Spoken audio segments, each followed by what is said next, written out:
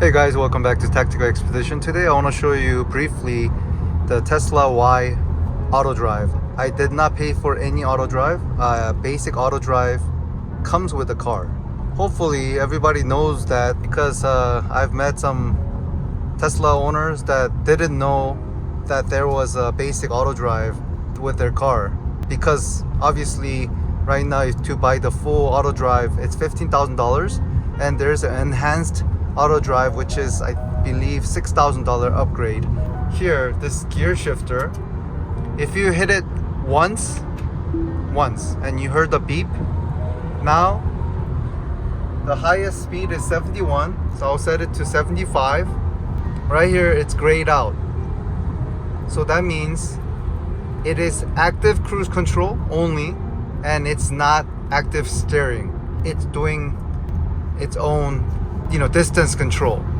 So right here, this wheel, if you click right, closest you can get to is 2. Okay, and you can go further, but I cannot go to 1. I want to maybe follow a little bit closer to that car, but Tesla won't let me do that for safety reasons, I believe. And if you want to do the full auto drive, double click down. So what you do is 1 and 2. You'll immediately feel the car taking over your steering, and just make sure this button turns blue. So that's the whole deal. So right now it's engaged in full auto drive. This is a basic auto drive. It only follows that car in the front. What I mean is, it doesn't recognize the street signs like stop sign, red light, and it won't stop for you. It only stops because it has active cruise control engaged. Imagine there's no car in front, it won't slow down, it won't recognize the red light, it will go through the red light if it's local. For the freeway, it's perfect because there's always car in front of you, and you can set the miles per hour to the max. So right now I set it to 80. You can use this button up and down to set that. So I'll bring it down. See, 70, 75, 80. If you tilt this button fast, it goes up by 5, it goes down by 5. If you do it slowly, each click it will go by 1. And if you don't hold on to the steering wheel, it will give you some warning light. I'll show you. So right now it says move your steering wheel a little bit, so it gives you that blue light. So grab it and kind of move it around, and it will disengage, so you can relax for a little bit. Best position is if you just hold on to it, it will never give you that warning. Or if you hold down to it down here with the arm like this, it will never give you the warning. But it's not 100%, okay? Sometimes it gets really close to the wall, sometimes it gets really close to the car on the right. So that's stuff that I don't like about the Tesla auto drive, because it gets really close to the guy.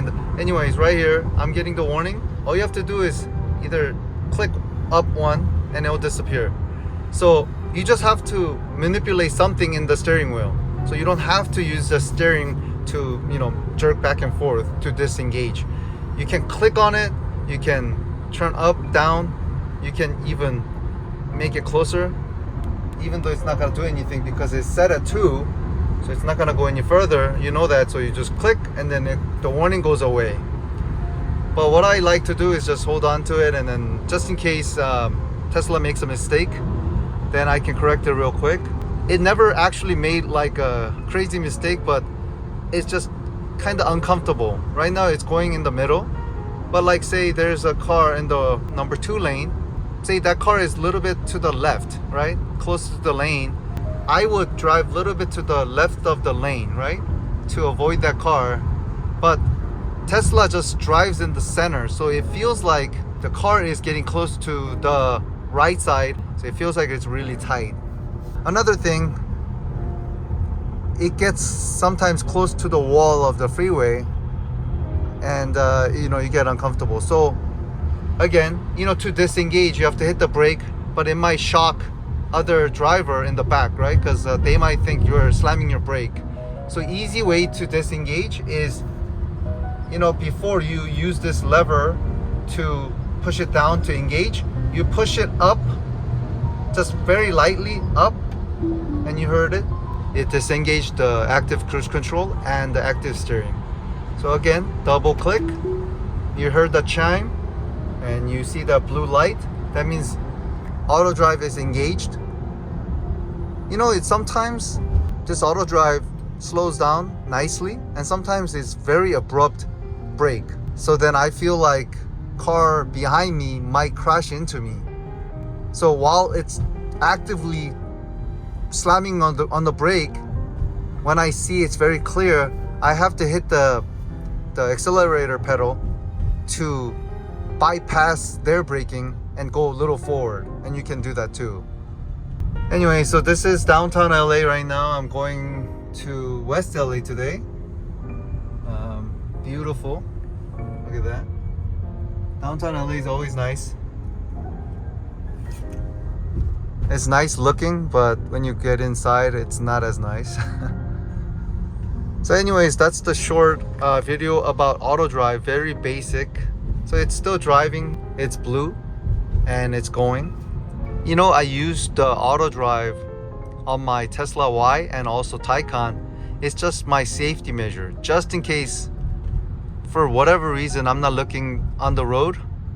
This car will save me from minor accidents.